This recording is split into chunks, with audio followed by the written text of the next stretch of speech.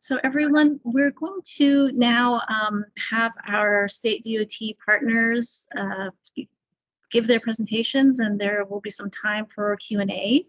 So, as they present, maybe you can sort of think about the different categories of public involvement tools that we were just discussing. Of course, we don't tend to use them in isolation, so you'll see different combinations or variations of these tools being used.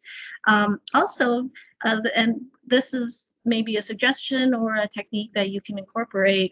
A number of them have prepared or pre-recorded their presentations. Sometimes you may choose to do this in cases where you may have concerns about the reliability of your internet connection. I know in some cases that is the reason why our partner has chosen to pre-record.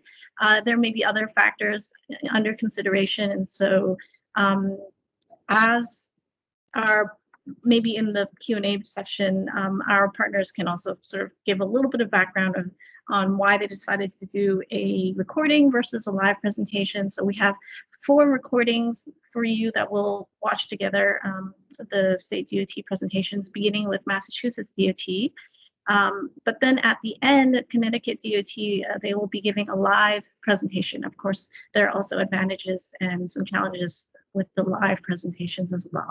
But Jacob, if you have the Massachusetts DOT presentation, I think Derek was the one who had recorded that. If you have that ready to go, then let's see what Derek has to tell us about what Massachusetts DOT has been doing in terms of VPI. Thanks. Good morning, everybody. My name is Derek Cravat from the Massachusetts Department of Transportation within our Office of Transportation Planning. I'm also the co-chair of our Virtual Public Involvement Committee sponsored by the Federal Highway Administration as part of our Everyday Counts initiative.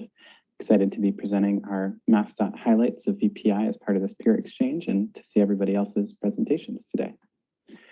So first, a quick outline of my presentation. I'll be highlighting a few things MassDOT has been involved in recently on VPI. So I'll talk a little bit about a training that we've developed at MassDOT for our project managers.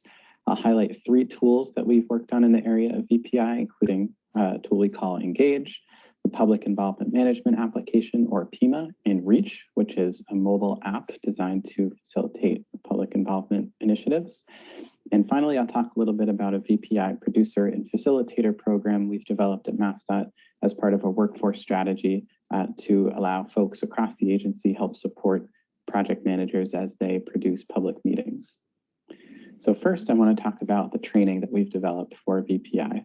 So of course, when the pandemic hit and all public involvement went into a virtual setting, we had to switch gears and move a lot of what was normally in person to an online format. And so in doing so, there were, of course, a lot of challenges, a lot of unanswered questions.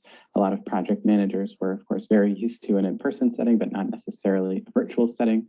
So to sort of educate folks around some of the issues that help with public involvement in a virtual setting, we developed 2 sort of overarching training series called the VPI 100 series and the VPI 200 series. The VPI 100 series talks a lot about basic guidance, foundation for outreach and public engagement, basically how to still do good public engagement in a virtual setting, while the 200 series talks a lot about the platforms, tools, and techniques available to MassDOT staff. So here's a sample of slide within our 100 series training. So we highlight Title VI diversity, ADA accessibility, and technology considerations as part of virtual public involvement. Again, with regard to Title VI diversity, we really wanted to make sure that good public involvement was still taking place, not just that folks were checking the box, holding a public meeting virtually, and then calling it a day. We really wanted to make sure our public engagement specialists and project managers were continuing to reach beyond the usual stakeholders and use virtual tools to help increase attendance rates and also diversify attendance at our public meetings. So the training has a lot of information about that, how to partner with folks and how to, again, increase attendance rates and also make sure we were reaching everybody affected by the project. ADA accessibility is also a big part of the training, removing barriers to access, making sure all the platforms we were using and all the information that was being presented was still accessible, even in a virtual setting. So the training includes a lot of things like scripts and checklists for accessibility, example language for notices and things of that nature. So definitely important resource for our project managers. And then finally, technology considerations. So making sure that all of our managers were, in addition to holding the meeting virtually and holding virtual public involvement activities, looking into whether the project area had things like broadband access or what portion of the community had access to internet or smartphones or other ways to participate virtually. So continuing that as part of our training. The second layer of training is called our VPI 200 series. So this goes into more depth on the platforms, tools, and techniques that are available to MassDOT staff. So we have a lot of resources available to folks. This slide is just a table from that training. It's not as sort of well formatted as some of the other pieces of the training, but I wanted to highlight it just because I think it's a good illustration of what resources we have. So we, of course, have a number of social media channels. There's public access television a lot of the time for projects that municipalities will help out with through things like public access TV to get the word out. We have visual panels and visual message boards displayed on our roadways. There's email, of course, Gov Delivery is the one we use. There's newsletters, project websites. All of these things are available to help facilitate sort of disseminating information in a virtual setting and also doing public outreach in a virtual setting. So we wanted to highlight the resources that folks have available. Previously, maybe we were used to doing things a certain way in person, but all of these things are definitely accessible to our project managers, and we wanted to highlight that in this training. So switching gears a little bit now to talk about the specific tools that we've been using in the area of virtual public involvement.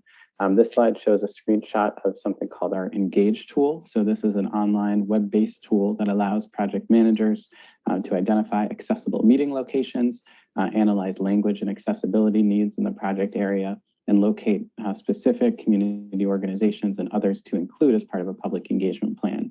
So it can do all of that. This particular screenshot is showing concentrations of non-English speaking areas. So using census data, we can see where there might be high concentrations of folks who do not speak English as a first language. Of course, the implication being if you are working in an area where that's the case, translation of materials will be very important. You can also see on the map in those red icons, those are accessible meeting locations, which we've also geocoded as part of this tool. And if you click on that, you can see a little bit more information. You can see the layer list on the right also includes things like age and disability data, transit stops, and we can even show where there are ongoing projects happening through this tool. So really useful when planning a public meeting to look at all this information and create a public outreach plan that responds and accounts for all of that. Another tool I wanted to highlight is the Public Involvement Management Application, or PIMA. This tool can do a lot. I think most folks at MassDOT have used it to display an online comment form similar to what you're seeing on the screen now. You can also use a mapping function within PIMA, so you can sort of specify where on the map there might be a concern as a member of the public using this application. And then on the back end, project managers can respond to comments within the application that would reach the respondent or member of the public commenting on a project. You can also analyze where the responses are coming from and see other data sort of on the back end there. So PIMA has been used on a number of different projects, mostly for our highway division. And we found it a really useful way to centralize all the public comments that are received and also as an outward facing tool.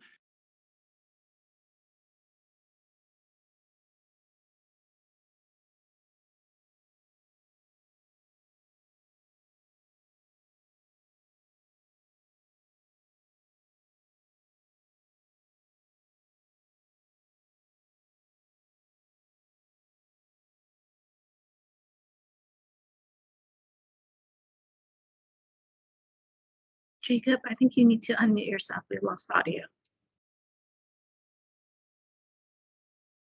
Presenting information on roadway detours or other types of information. The goal of this is to be a public involvement app. So you'll be able to follow projects, comment on projects, view responses to those comments all within the app, and then share information. We're also working on features that would allow the app to send notifications to you as you're maybe sort of traveling through a certain area and there's a project that you may be interested in, you can set a home location.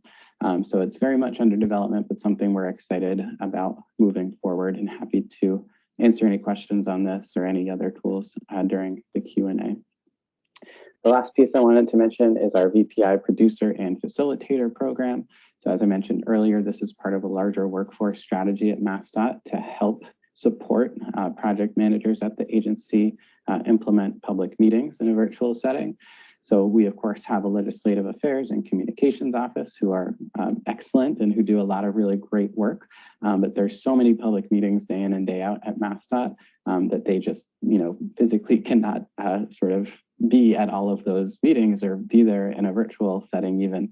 And so we're trying to train folks at MassDOT to both facilitate public meetings and produce public meetings to support project managers and help out with the implementation of those public meetings. So we've had a lot of success so far with this. We've had a lot of folks sign up to be a facilitator and a producer. And we think that project managers being able to use this as a resource for their public meetings going forward is going to be a really, really huge part of our larger VPI strategy at MassDOT.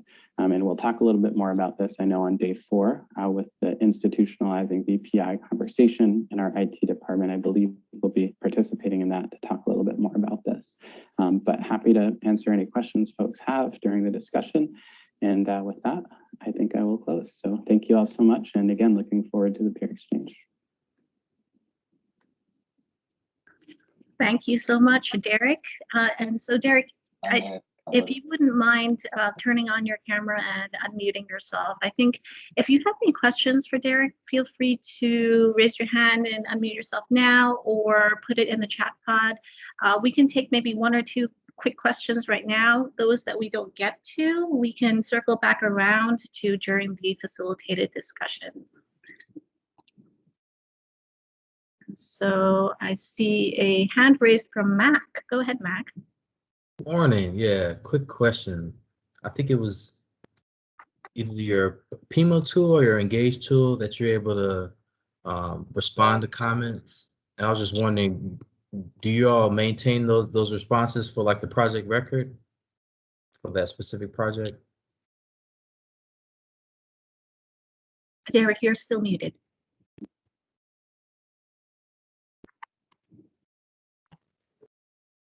Maybe we're not hearing you. Did you connect your microphone?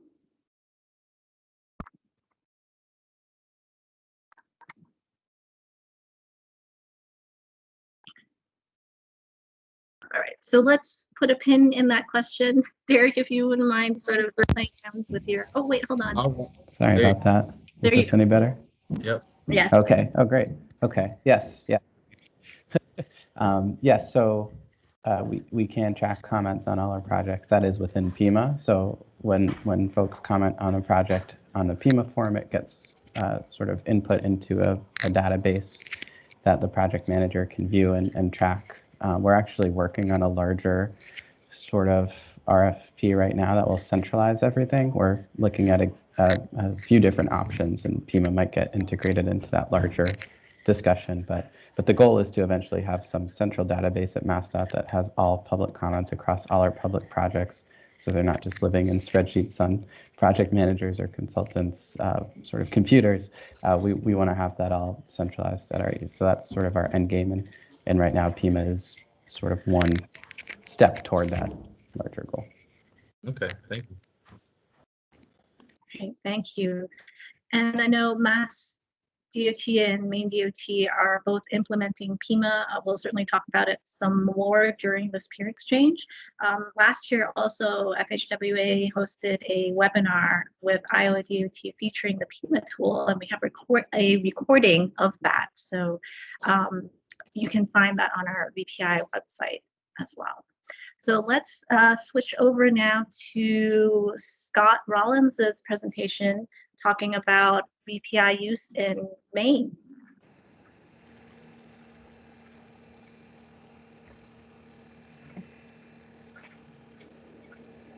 Hi, my name is Scott Rollins, and I'm managing our virtual public involvement process here at the DOT. In this video, I'm going to briefly describe just what we have been doing here in Maine. Here are some of the things that I'm going to talk about real briefly. A little bit about how this peer exchange actually came to be and how it morphed into what it is now. What we've been doing with VPI, both before and after COVID and during, and talk a little bit about our process. So the peer exchange history, we were actually looking into VPI a little bit. We knew that MassDOT had been using a tool. So in the fall of 2019, we actually applied for and received some T2 funds. We were going to actually go down in March of 2020. We actually were starting to book our hotels and get ready. And then of course, something else happened back in March of 2020 with COVID. So things had to change. Dates changed a few times. And ultimately now, as you all know, we've changed this to a virtual peer exchange that we're doing now. The silver lining of that is that now all of the New England states are going to take part, where before it was really just us and Mass. So our VPI journey actually started pre-COVID.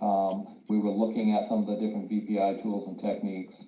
During COVID, we really just implemented it. We went forward, jumped in, and did virtual public involvement through the use of the PIMA tool and also just setting up our own process.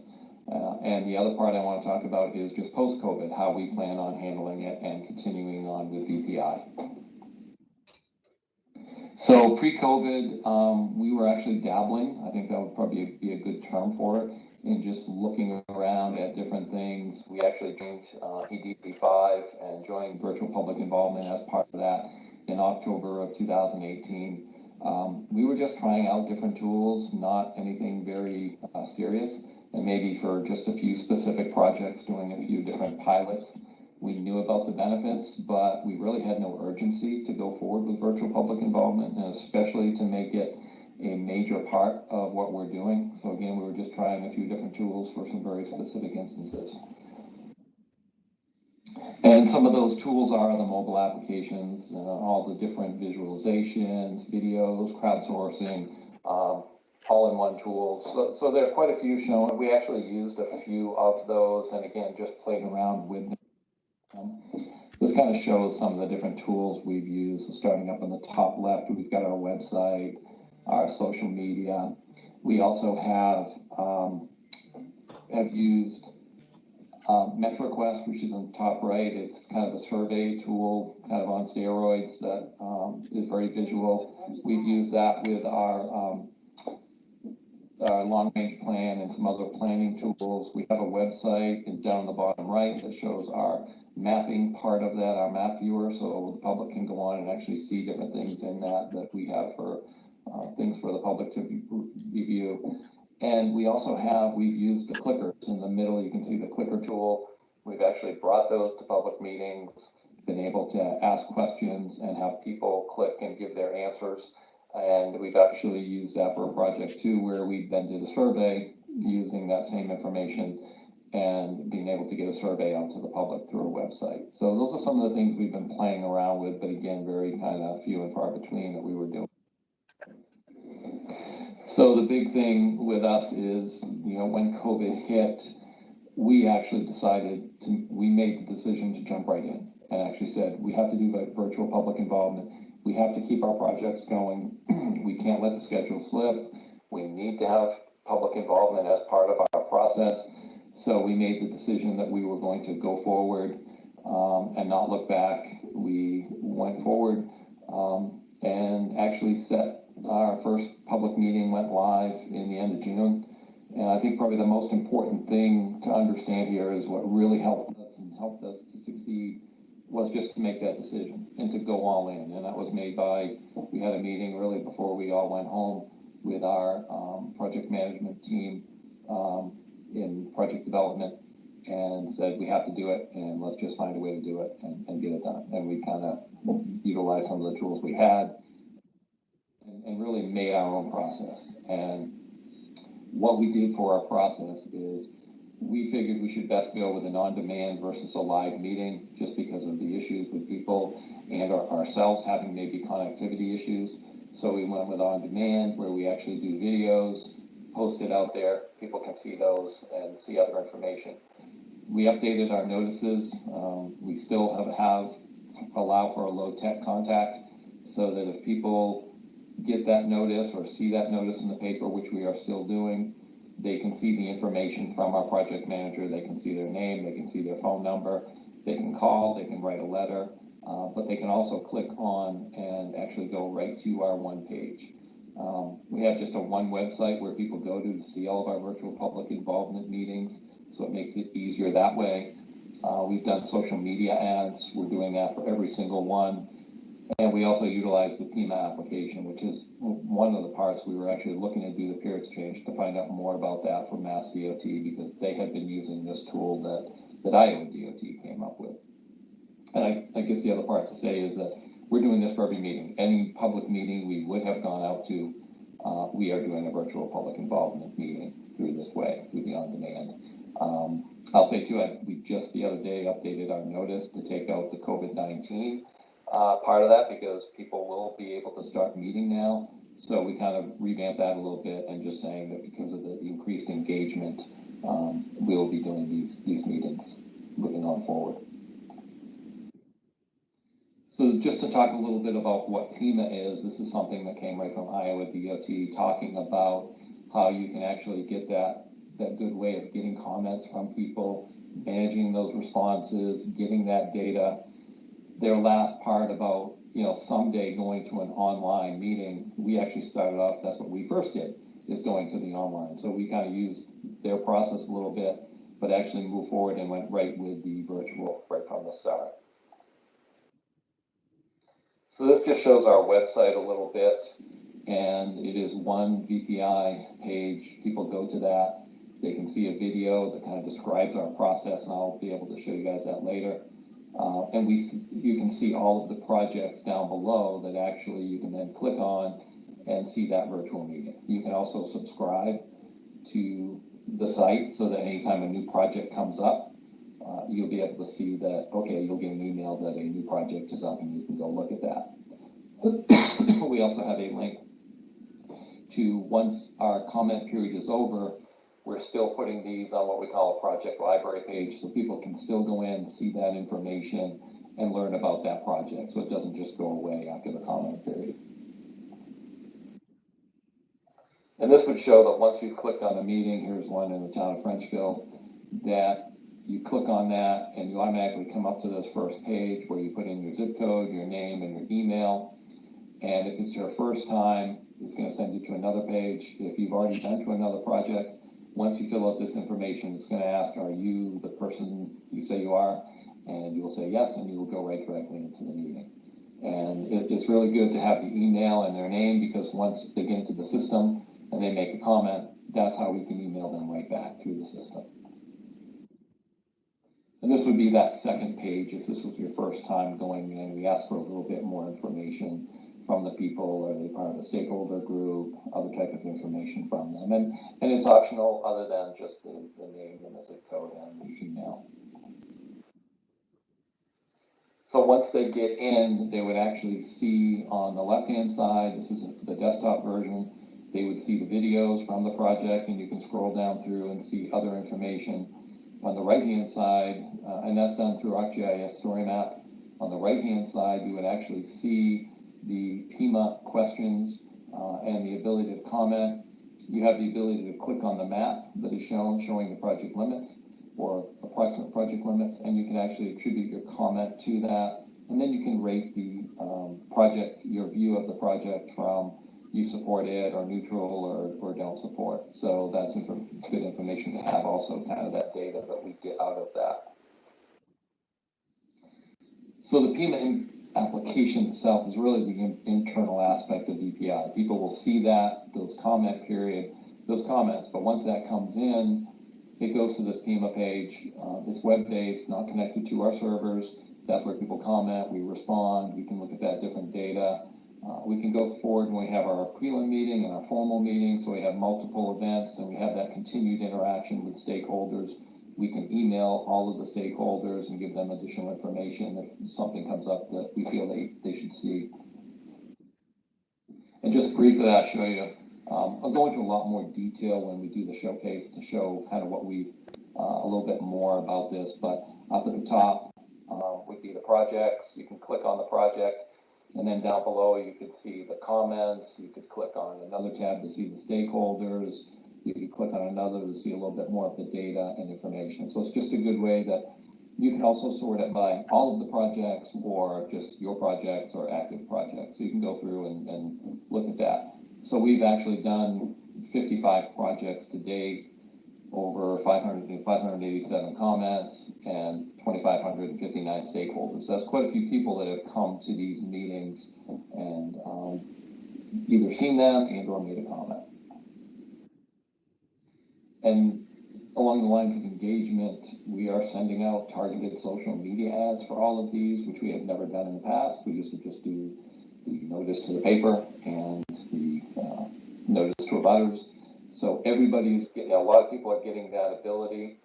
This one off to the right here is showing from a rural area, and you can actually see the amount of clicks per day as that's kind of dropped down. This was one, like I said, in a rural area, and I think we had around, well, you can see it's almost 9,000 people actually clicked to see this. Then people went in and watched the videos, and then less people went on and of course commented, but those people had that ability to see this and go on and say, oh, I do want to comment, or wow, that's interesting, but I'm not going to comment. I don't need to. This bottom, you can actually see the cost per click. So it goes up a little higher as it's been out there for a little while. People are seeing this sometimes numerous times, but cost per click is 22 cents. That's not too bad. The single website helps us to get more engagement, because you might go on for a certain project and then realize, oh, I see this other project live that I drive through. Maybe you never would have known about it before, and you can go on and make a comment there. We try to keep the videos and information in the story map short so that people can, we can get their attention and keep it, as opposed to a long video describing it. We might have multiple videos describing different aspects of the project. So post-COVID, we have, as we went through this, we gave a presentation to our commissioner and our expanded management team, and VPI is here to stay even post-COVID. It was, they really liked the part of the engagement and really the cost per comment, I guess to say, and that we're getting a lot of people being able to come in for a very minimal price to comment and see our projects. One thing that our commissioner did say is that, this will be here to stay. We're going to do this post-COVID. If we do have in-person meetings, they're just going to supplement the virtual public involvement because of that great increased engagement. And he wanted us to come up with a criteria for holding in-person meetings. And we're doing that now. That's been drafted up. And one aspect of that is if there's low connectivity, if the municipality or legislative requests to have a meeting, or if it's a very substantial type project that we feel we should go out anyway. Those are some of the reasons that we might go out to an in-person meeting to supplement our virtual public involvement. So that's kind of what we've been doing here at Maine DOT. Welcome any comments or thoughts as we talk about this. And like I said, we'll post a little bit more information about the process as we go through the showcase. Thank you. Great. Thank you so much, Scott. So before we transition into Toby Reynolds' presentation on behalf of New Hampshire DOT, I'm wondering if there are any questions for Scott. So it looks like James has a question. Is PIMA a tool being procured from individual state DOTs, or is this made available through FHWA? I can answer this, Scott. So PIMA tool was developed by the Iowa Department of Transportation, and they make it available for free to other state DOTs who sign an agreement with them that if you build on or enhance their PIMA tool, that you will provide the code or the enhancements back to them. And again, Scott and Derek can talk about this some more maybe in the facilitated discussion, but in fact, MassDOT and Maine DOT are both adding on to the Iowa DOT PIMA tool. Yeah, that's right, Lon. And anytime there's a change to that, by having that MOA, you know, we all get the benefit of what other states have done for any changes or updates to that. You know, we have worked with HNTB, the consultant that worked with Iowa, to get us up and running and, you know, kind of training us on PEMA on that aspect of it. But the software itself, like you said, is, you know, available through Iowa. Yes, and Derek, you and Scott, or I guess people on your staff, are part of a consortium of DOTs with Iowa DOT. Is that right? Yes. We have a meeting right after this. Yep. Oh, okay. All right, so let's bring up New Hampshire DOT's presentation. So Toby isn't able to be with us today, but you know, after his presentation, Lucy will be available to answer questions. So you can put your questions into the chat pod or raise your hand after the presentation is done. Thanks. Hello, everyone. My name is Toby Reynolds, and I work at the New Hampshire DOT as a Chief Project Manager in Highway Design. I'm going to briefly cover some of the New Hampshire VPI accomplishments, challenges, and plans for the future.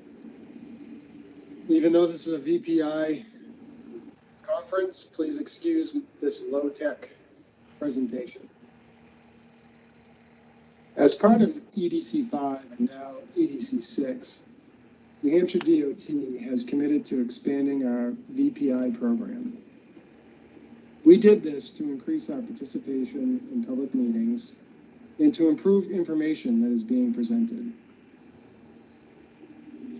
What we have done. On the heels of EDC 5, we were developing our 10-year transportation plan, which has traditionally involved many public meetings throughout the state to present the plan and take comments for consideration. This approach results in many of the same attendees at many of the meetings providing the same or similar comments. The audiences, with some exceptions, tend to be small and made up of local officials. The department saw VPI as a way to get additional input on the plan and to help strengthen the message associated with the development of the plan. The result was a short video and survey. This proved to be very successful, and we plan to continue this approach in the next round of the 10-year transportation plan, which starts very soon. After the initial push of the video and the survey, we were struggling to gain support for more VPI tools. Then the pandemic forced us to change to continue to be productive. The department purchased many platforms and started holding public meetings virtually. The webinar tools made this really efficient and also allowed for some quick live polling that proved to be very informative. Many projects have been developing online surveys in the past 2 years. These can provide great information for the project team. The example shown here is a simple project information website to gather contact information and to share updated information on the project.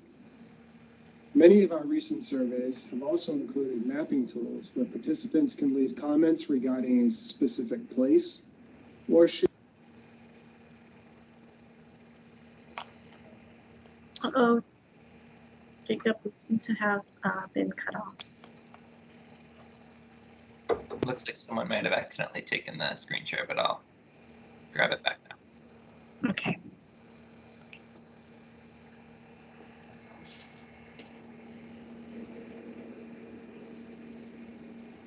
Is that back up? Yes. Great. This manual takes a deep dive into the public informational process for NEPA for New Hampshire and includes a VPI component. Once into the pandemic for 6 months, we figured out how and when to use virtual meeting platforms. Now that we are coming out of the pandemic, we are hearing from municipalities that they would like to see in-person meetings again. Because we want to increase participation in public meetings, and we want to respect the request for in-person meetings, we are considering a hybrid public meeting format. We have not yet executed this. What we would like to do, many project managers believe the short videos would be a good way to frame a meeting or set the stage for an initiative. This is something that we will continue to explore and hopefully try over the next year. We have also used visualizations or renderings sporadically in the past because they also were very costly to develop and therefore only considered for the largest of projects.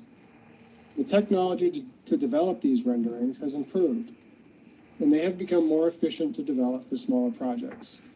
This is also something we hope to expand in the near future. Thank you for including New Hampshire in this conference.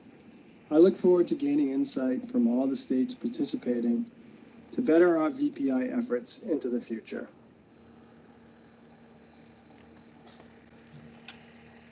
Hi, my name is Catherine Olsen. So does anybody have any questions for New Hampshire DOT? We have Lucy St. John available to answer any questions. Don't feel like you need to type everything into the chat pod. Go ahead and unmute or raise your hand and unmute.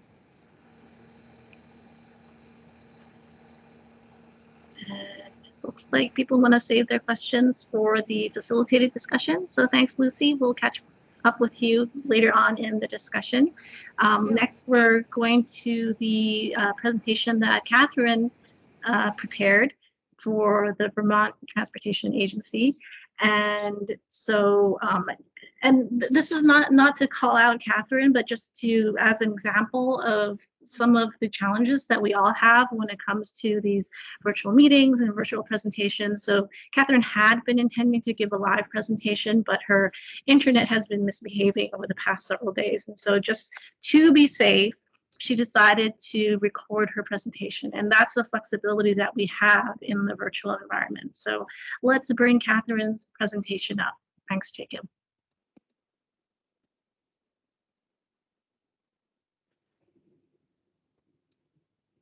Hi, my name is Catherine Olsen. I'm a planning coordinator at VTrans, the Vermont Agency of Transportation. I just want to give you a quick overview of some of the things that we've been up to at VTrans.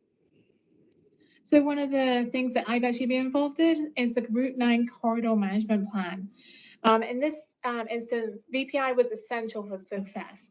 I started the project just before COVID hit, and then really the bulk of the outreach was when COVID was at its height. So we really couldn't do anything other than online meetings.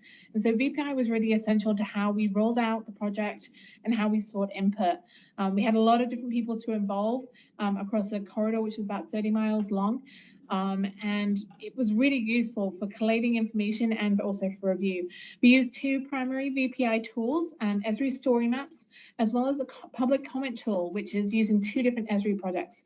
There's some information on the right-hand side, which can give you further information if you want to explore it on your own. And I'm just going to go through some key points of what we used. So the public comment tool, as we call it, is using two different Esri projects.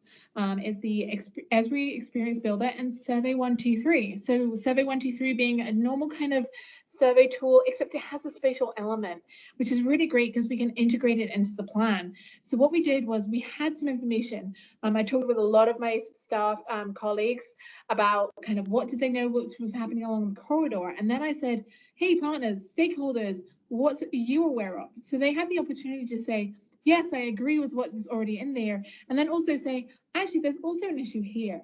And so that's why the survey in combination built into this experience builder, which is like a website builder, was a really useful tool.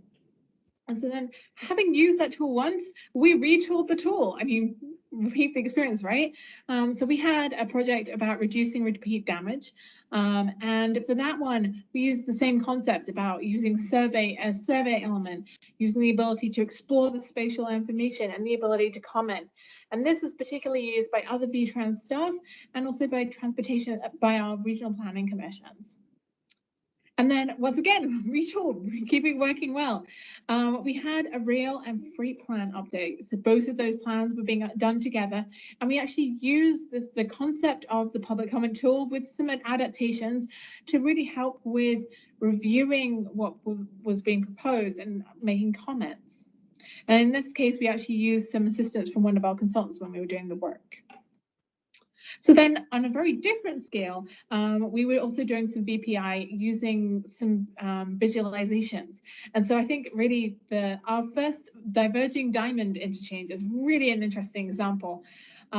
So one, it's a diverging diamond interchange is a very new concept for Vermont. And so a lot of people need to kind of know what to expect.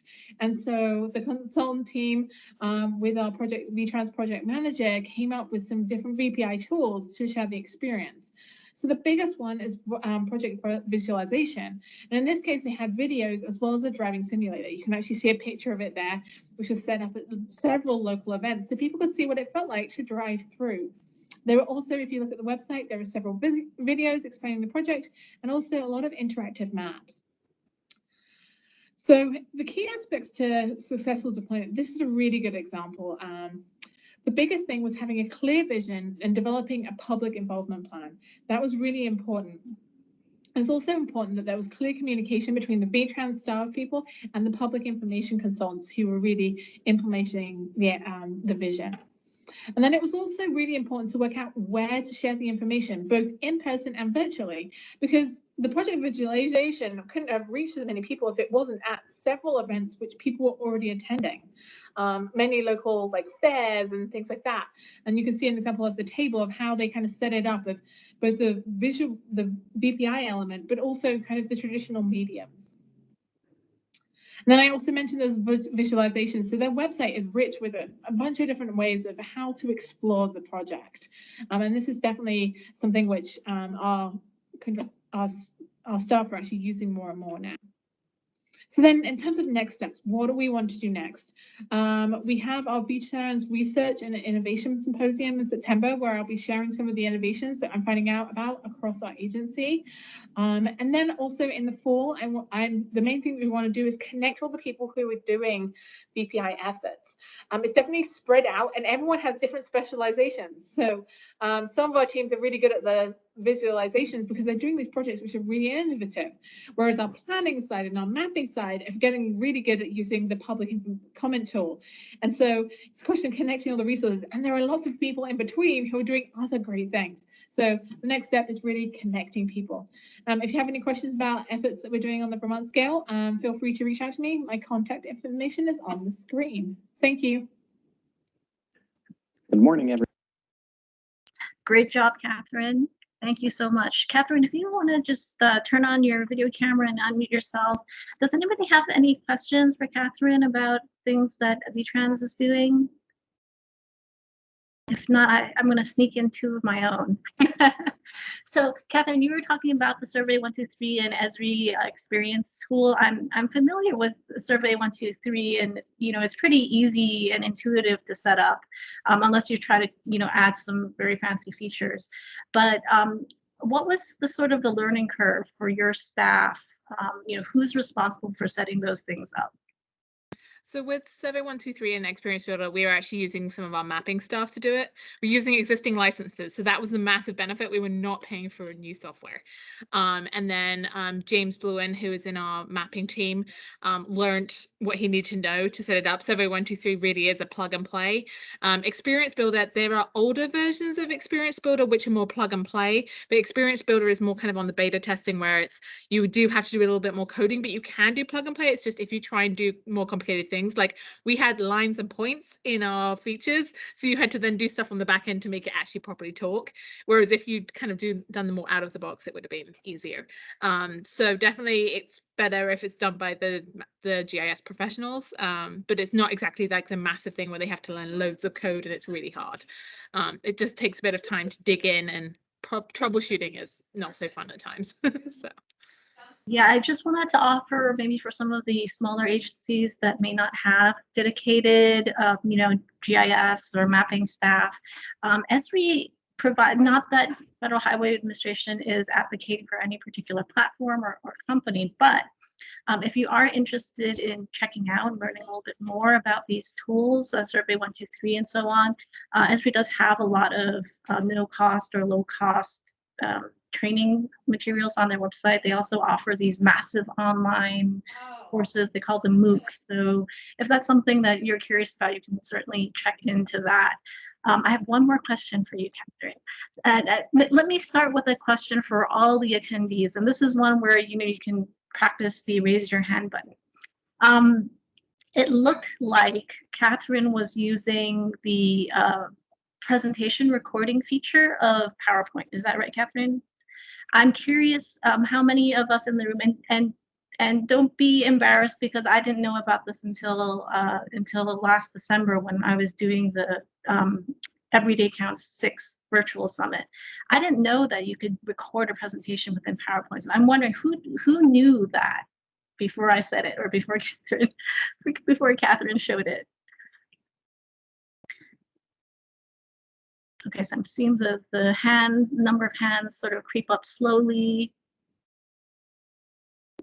So you guys can keep raising your hands, but I just wanted to point that out, not to say that, ooh, you should have known that, but that, there are tools that we already have that we just may not know about. And I think, Catherine, maybe you can speak on this. And Derek, I couldn't really tell, maybe you and also Scott were using this feature of PowerPoint for your recordings, but it's actually fairly easy to use. So you have your PowerPoint slides up, and within the PowerPoint software, there's a button to record, and you can record an overall the entire sort of presentation at once, or you can record in clips related to each specific slide. And so if you had to rearrange your slides, you could re-record just small segments instead of the whole recording.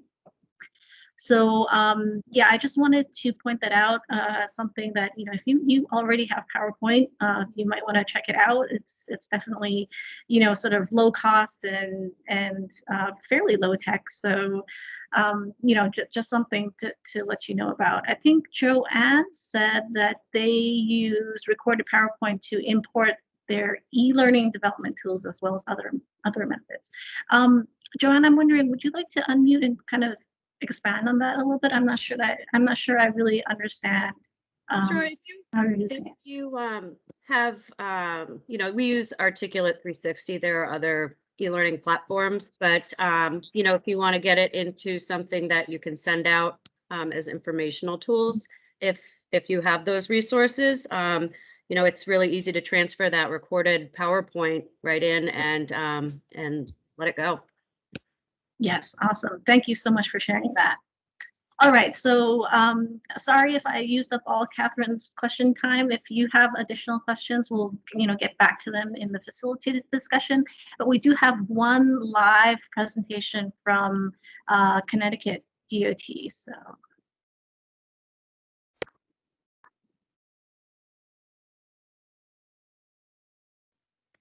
Okay. Okay, I will, I'll actually share my screen if you don't mind. Sure. Easier.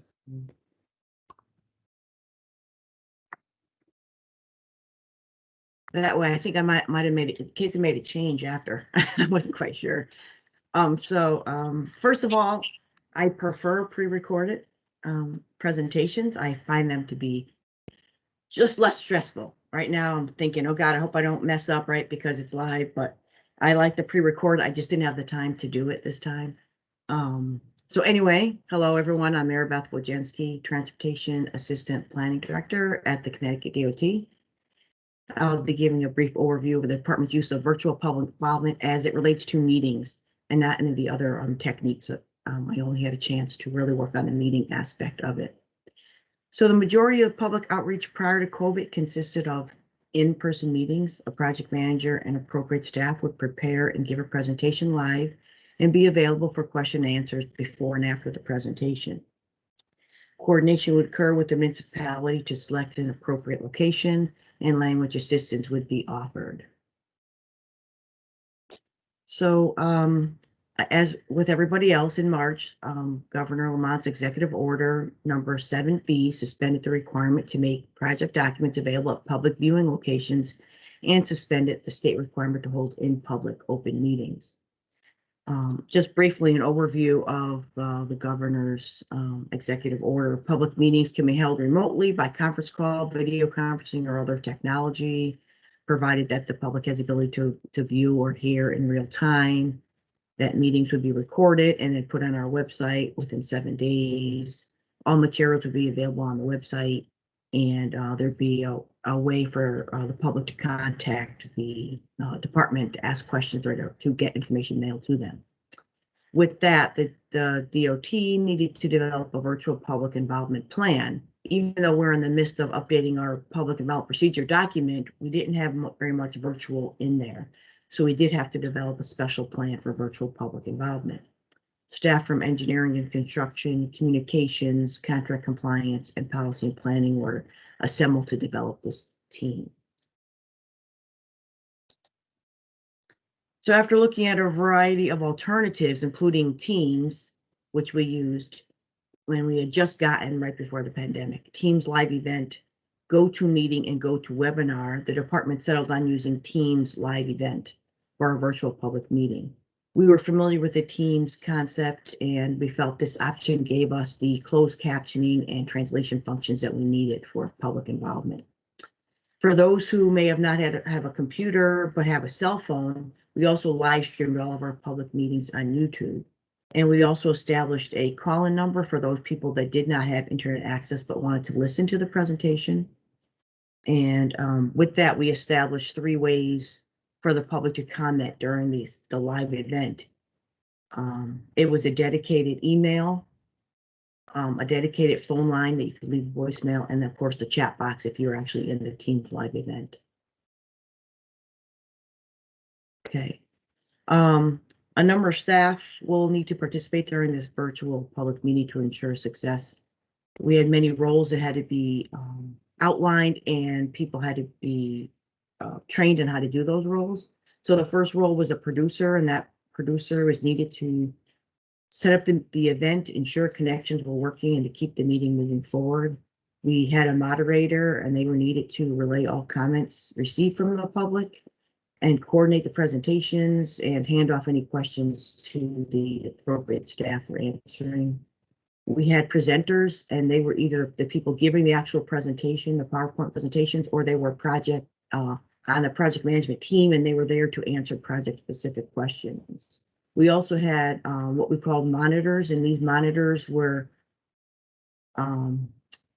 monitoring the chat line, they were monitoring the voicemail, and they were monitoring the email to ensure that all comments and questions coming in from the public were actually put in front of everybody. Each project manager had to put together their own team specific to its needs. The Office of Communications and the Office of Contract Compliance will have active roles in all these public meetings. We had pre and post-meeting procedures developed so that all the aspects in the Governor of Vermont's executive order were followed. And during the Teams live event, I'm not sure if I don't think we're in live event, but if you use live event, you actually have an internal chat line so that people on the team that were considered presenters or monitors or the moderators, the producers, they were able to communicate with each other internally without speaking. So it was a chat line for internal use, which was very helpful during a public meeting.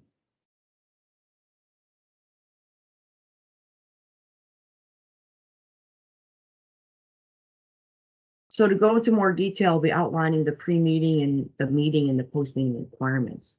Once a meeting is established, a variety of activities would need to occur.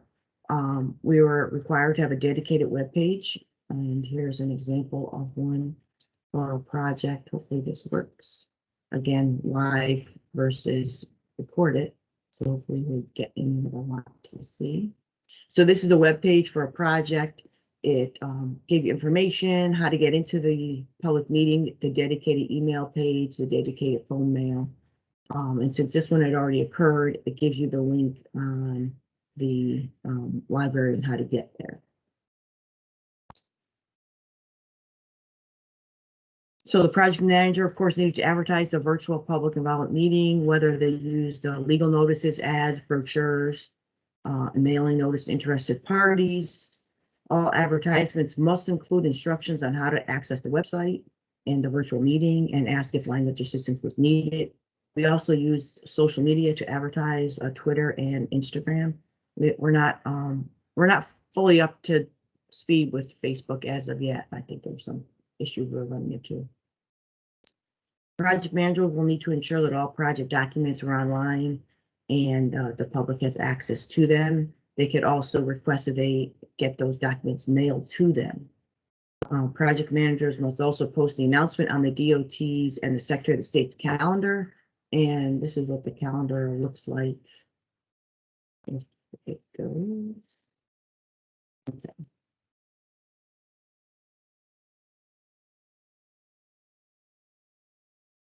Might be having technical difficulties, hopefully. So here's the calendar, and this is an event for what happened June 24th. It has a purpose of the meeting, the agenda, additional information, how to get into the meeting, how to access the recording after it's done. And if you look, there are other dates as well of other different meetings. So I just wanted to show you an example of our calendar. Okay. So in holding virtual public meetings, we find it necessary to continue to remind the public what they were there for and how to interact with the team. So I'll be just describing these different aspects of splash screen, the overview screen, the Title VI screen, etc. in the next few slides. So we would develop a splash screen, and here's an example of a splash screen below. This was used for the STIP, and we did STIP public involvement last year. And so we found it necessary to develop this to keep people engaged. Also, we put it 15 minutes before the public meeting started, we would have this splash screen sitting online where people came in early, they would know they were at the right event and that they were just waiting for people to come into the meeting. We also use this splash screen if we're having technical difficulties, and we pre-recorded our presentations for that meeting. So if something went wrong, if we had technical difficulties, we would quickly throw up the splash screen so that people would know that we're still in there, and we'd be able to talk to them, telling them of technical difficulties and to hold on. But that was very helpful for us. So we also developed a meeting overview screen, which informed the public of how we're going to run the meeting. That we had a live question and answer session that following, the 3 ways to communicate, and that the comment period was open until the specified date. So this was our first screen before we started the formal presentation. We also had every presentation as a Title VI Civil Rights screen, and in that screen we're asking participants to fill out a survey, and also to make sure they understood that there was no person shall on the basis of race, color, or national origin be excluded from participating or subject to discrimination in the development of these programs. And so we also gave them a connection to our Title VI contract compliance website. But this is included in every virtual meeting here. So next up, we would do the formal presentation. And after the formal presentation, we would open it up for question and answers. Just for your information, we live streamed all these presentations on YouTube and sometimes on CTN. Closed captioning and translation functions are activated on the Teams live event and on YouTube and through the language assistance line. So as stated earlier, we offer 3 ways for the public to ask questions and provide comments during our live question and answer segment after each public meeting. So if they were actually in the Teams live event, they could use the chat line. If they were not, or they were uncomfortable using the chat line, they could send an email. We had a dedicated email set up for each project. We also had a dedicated phone line set up so they could also leave a voicemail. Now, again, we had staff monitoring the chat lines, the email, and the voicemail to ensure that any comments that came in were put into the live event so that all the public could see all the comments and get answers. We also had project managers or the team itself were available online to answer all questions or comments that came in. The dedicated email and the voicemail of the phone line were available after the public meeting up to the end of the comment period. So at the end of each meeting, we would have the question and answer period, and we would have this as another a splash screen that we would keep up, and it would talk about the project, how to get information, how to send comments. When the comment period is open till, we'd have the date there, who to contact if you wanted to do something in writing, the address, and let them know that a recording of the formal presentation will be posted on YouTube, and closed captioning, including non-English translation options, will be available at that time.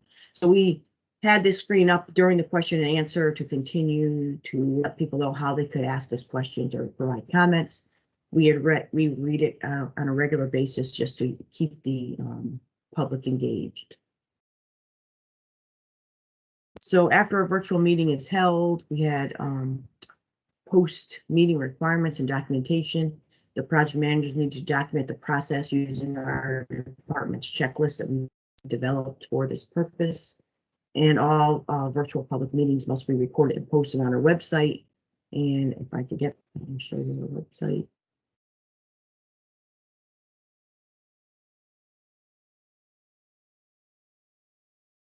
So this is our virtual public information meeting website. And if you scroll down, all of the virtual public meetings that we have held are here. So within 7 days, they need to be added to this website for the public to have access to. It's the whole recording of the meeting, all the comments that we received, and the responses. So going forward, we have purchased Zoom licenses for the use of virtual public hearings. We felt that Zoom may be more beneficial for the virtual hearings, as we can allow the public to speak, set a timer for their how long they could speak, and possibly make the public more comfortable, because the public seems to be more familiar with Zoom than with the Teams live event.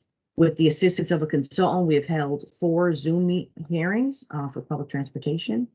And we are now developing a virtual public hearing planning document like we did for the public informational document. We're also researching and developing a hybrid option so that the public can have the option of in-person meetings or virtual, as we will be going back to in person. So we want to have that option to have both. As the department, just as I said, we just updated our public involvement procedures document. We'll be rolling out training for all department staff shortly. And this will include tools and techniques to reach out to the public, Title VI and LEP requirements, and using these new virtual tools that we have developed. So I will try to unshare my screen. I lose my mouse sometimes. So with that, I am done. Thank you, Mary Beth. So I think we'll hold questions for Mary Beth until after the break. I wanted to make sure, we have been sitting for a while, that everybody gets a chance to, get up and stretch a little bit. We'll come back right at 11 to resume with, answering any questions related to any of the presentations this morning, and then into our facilitated discussion having to do with public meetings in general. So let's meet back here in 11 minutes, right at 11. So I'll see you in a bit.